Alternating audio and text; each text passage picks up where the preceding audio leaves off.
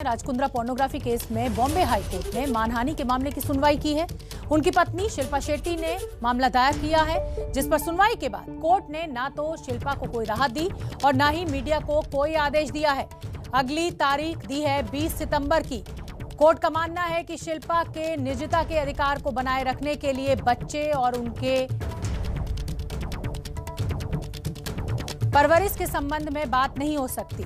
यदि कोई व्यक्ति एक पब्लिक फिगर है तो ये नहीं माना जाना चाहिए कि उस व्यक्ति का निजता का अधिकार नहीं है। इस मामले में अगली तारीख 20 सितंबर की दी गई है। तो पुलिस सूत्रों के आधार पर जो रिपोर्ट है उसको मानहानि मानना ठीक नहीं होगा। प्रेस की स्वतंत्रता पर सवाल नहीं उठाए जा सकते। अब अगली तारीख जो पड़ी है वो 20 सितंबर की पड़ी है, यानी लगभग 1.5 महीने का वक्त है। तब तक कोर्ट ने कोई आदेश नहीं दिया है। पुलिस सूत्रों से दी गई रिपोर्ट गलत कैसे, यह हाईकोर्ट की बड़ी टिप्पणी। क्या कोर्ट मीडिया की हर कहानी की जांच करेगा? हाईकोर्ट ने यह भी कहा। और इसी खबर पर ज्यादा जानकारी लिए हुए सूरज ओझा हमसे जुड़ रहे हैं। सूरज, आज कोर्ट ने एक तो तारीख जो है वो लगभग 1.5 महीने बाद की डाल दी है। इसी से लगता है कि कोर्ट कहीं ना कहीं शिल्पा शेट्टी का ये जो दावा है, जो मामला है, इससे सहमत नहीं है, क्योंकि कोर्ट का ये भी कहना है कि जो पुलिस के सूत्रों के आधार पर जो रिपोर्ट मीडिया में आई है वो कहीं से भी मानहानि नहीं हो सकती। जी बिल्कुल, आज कोर्ट ने बड़ी लंबा समय लिया इस पूरी बात को सुनने के लिए। इस दौरान उन्होंने कहा, उन्होंने जो भी कहा, उन्होंने ना तो शिल्पा शेट्टी को राहत दी है, ना ही मीडिया को किसी तरह का इंस्ट्रक्शन दिया है। कोर्ट ने ना ही मीडिया को गेज लगाया है किसी भी तरह का।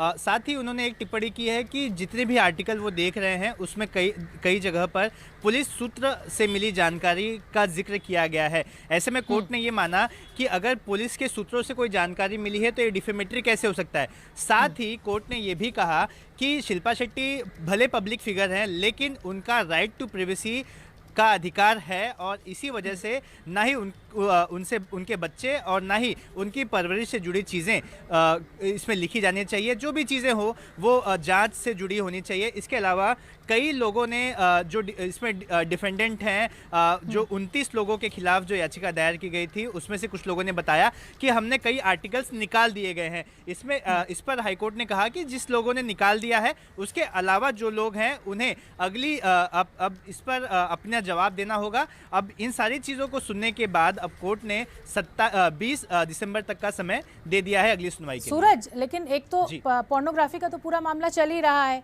बीजेपी के नेता राम कदम ने धोखाधड़ी का भी आरोप कुंद्रा के ऊपर लगा दिया है। इस मामले को लेकर क्या अपडेट है आपके पास? क्या पुलिस धोखाधड़ी के मामले की भी जांच अब शुरू करने वाली है?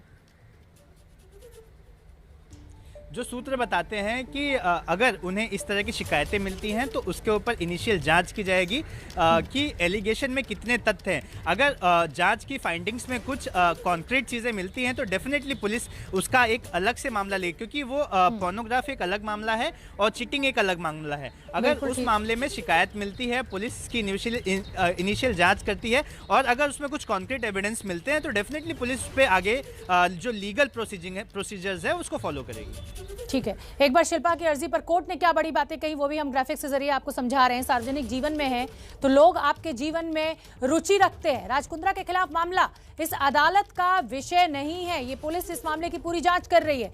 उत्तर प्रदेश के एक चैनल पर चला कंटेंट सीमा का उल्लंघन कर रहा है। शिल्पा शेट्टी ने अपनी अर्जी में कोर्ट से ये बड़ी बातें कही थी और उसमें एक यूपी के चैनल का जिक्र किया गया। कोर्ट ने यह साफ किया कि पुलिस के जो जांच की रिपोर्ट है उसके आधार पर अगर मीडिया कोई रिपोर्ट छापता है या बताता है तो उसको मानहानि नहीं माना जा सकता। पुलिस सूत्रों के आधार पर रिपोर्ट मानहानि का कारक नहीं।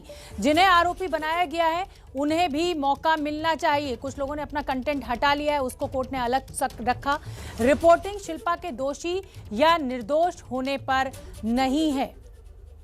शिल्पा और उनके परिवार को निजता का हक है, यह भी कोर्ट ने कहा।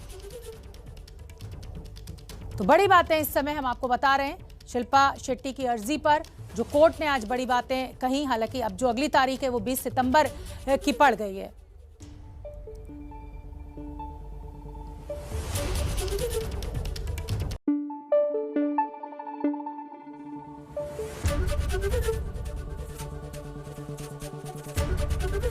एबीपी न्यूज आपको रखे आगे।